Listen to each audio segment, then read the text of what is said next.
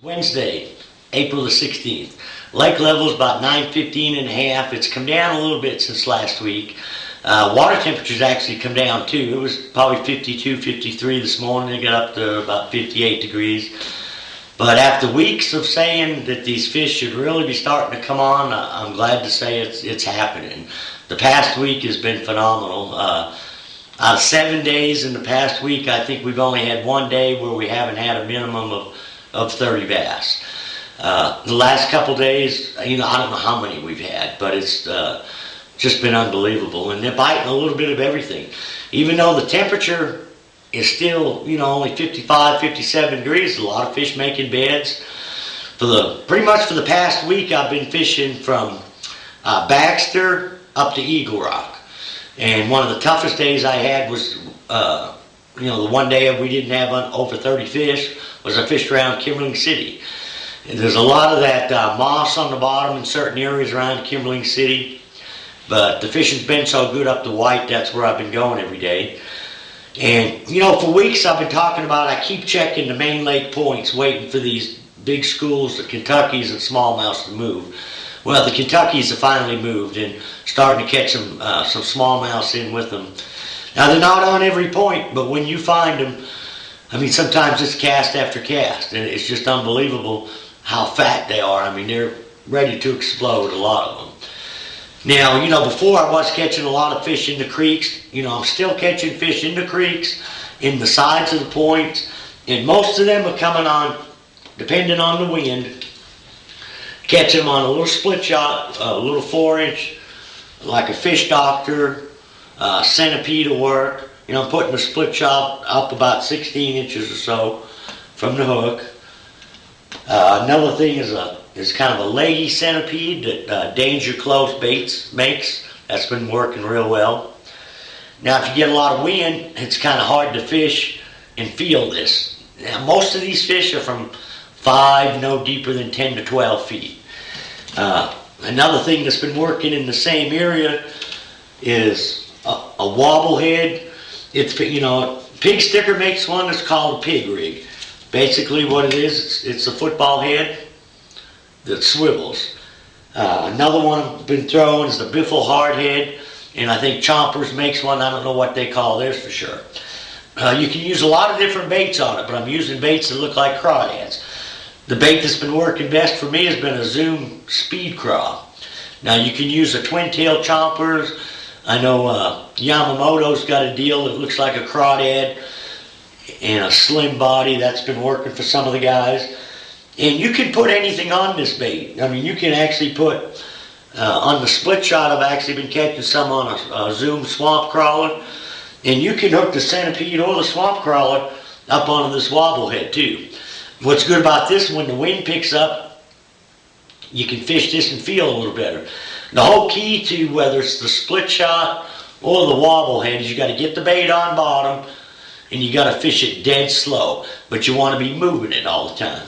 And the key for most of these Kentuckys has been just real smooth gravel. And to catch some largemouths the last couple days, what we've been doing is going into these pockets that got the ledgier rock. I'm actually catching them on a Senko in there, on a jig. You can still catch them on that wobble head in there, or you can throw like a 3/8 to half-ounce jig. If you got no wind, you can even go smaller to a 1/4 ounce. And just fish these ledgy pockets in behind the cedar trees. And there's some good largemouths back in there. And on them main lake points, where I've been waiting for these Kentuckys to come up on these flat main lake points, which they have this past week, especially the last few days. If it's too windy to throw, a lot of different ways you can catch them out there. The ones on the main lake points, I'm not really messing with the split shot.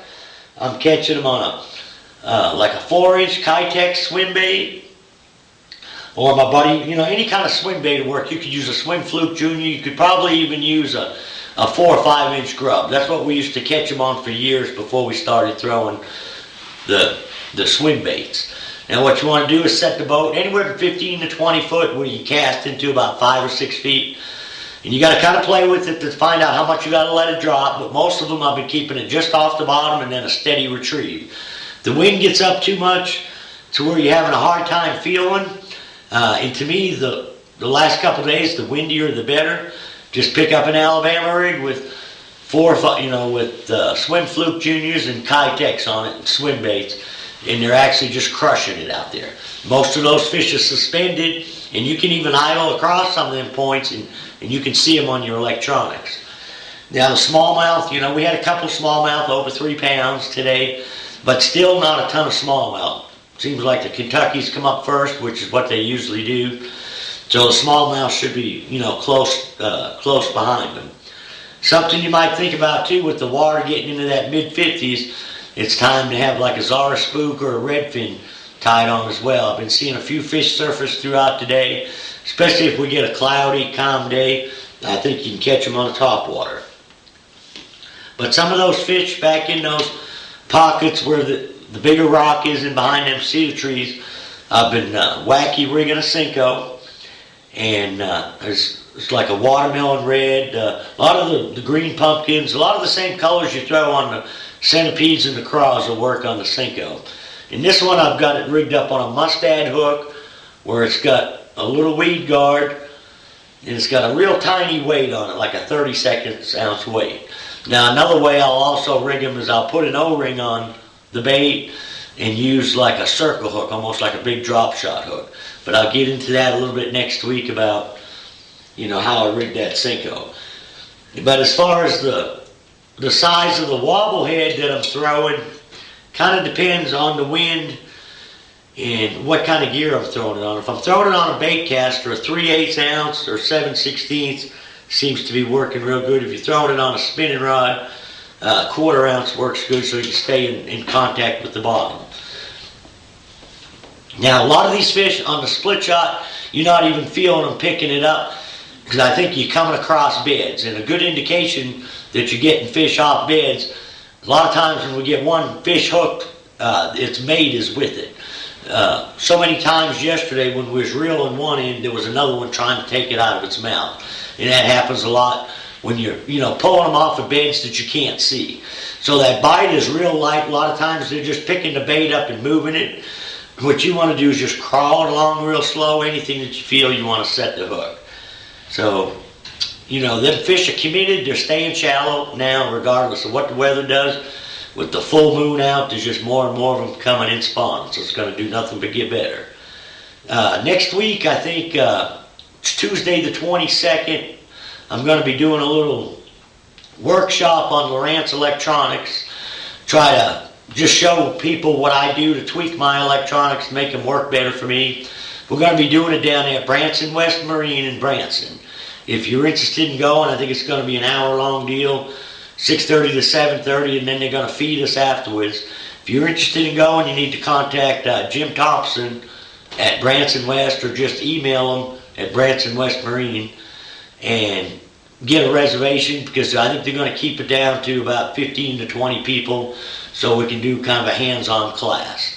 So, till next week, good luck, good fishing.